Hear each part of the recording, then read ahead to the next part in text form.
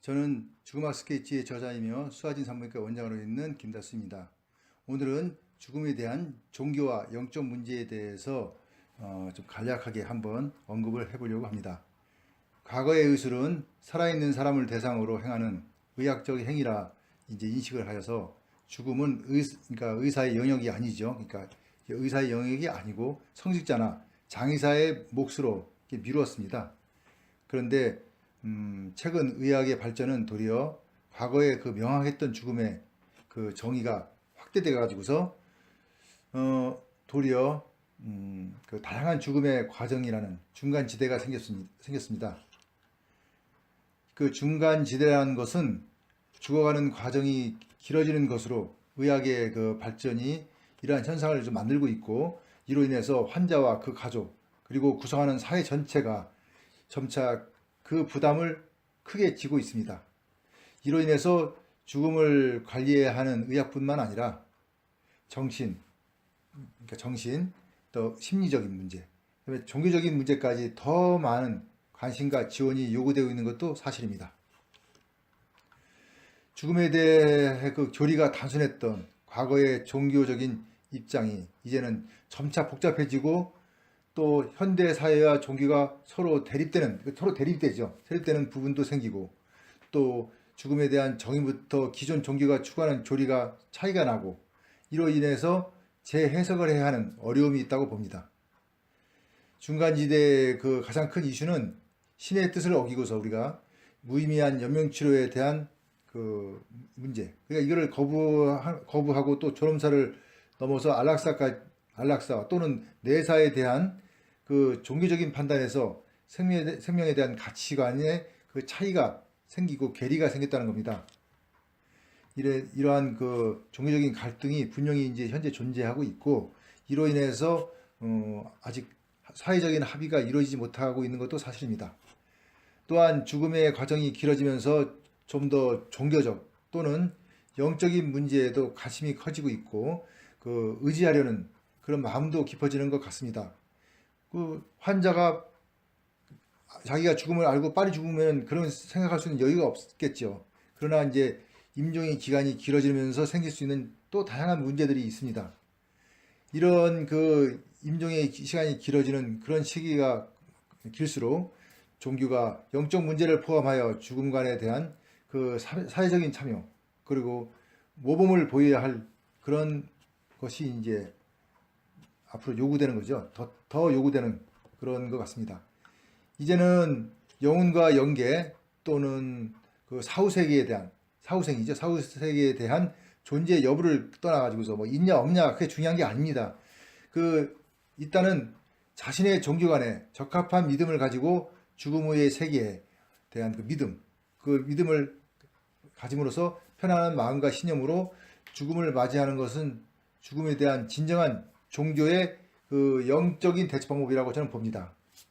종교가 가장 추구해야 될 문제는 우리가 죽기 전에 가장 편안한 그리고 가장 행복한 죽음을 가질 수 있도록 그걸 이루어주는, 그것이 또 가장 큰 종교의 역할 아닌가 저는 생각합니다.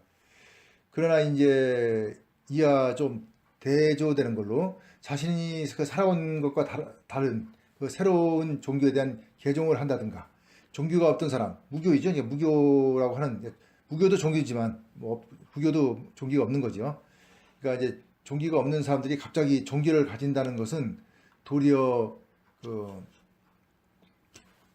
두려움과 이런 그 불안이 심해서 생긴 그런 상황, 그러니까 심적인 상황에서 받아들인 거일 수도 있기 때문에 잘못하면 더 큰 혼란이 일어나지 않을까, 저는 그렇게 생각합니다.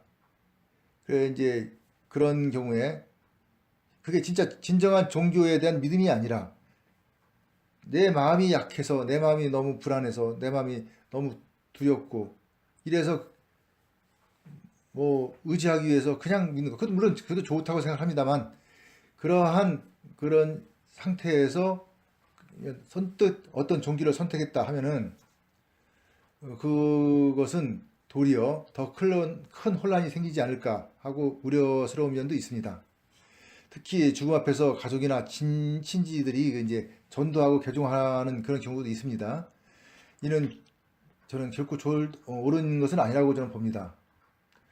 뭐 자연스럽게 그 종교가 좋아지고 필요해서, 그리고 이제 그런 걸 내 자신이 느껴가지고서 이렇게 그 종교에 기이하고 그걸 이제 따르는, 그거는 매우 환영해야 합니다.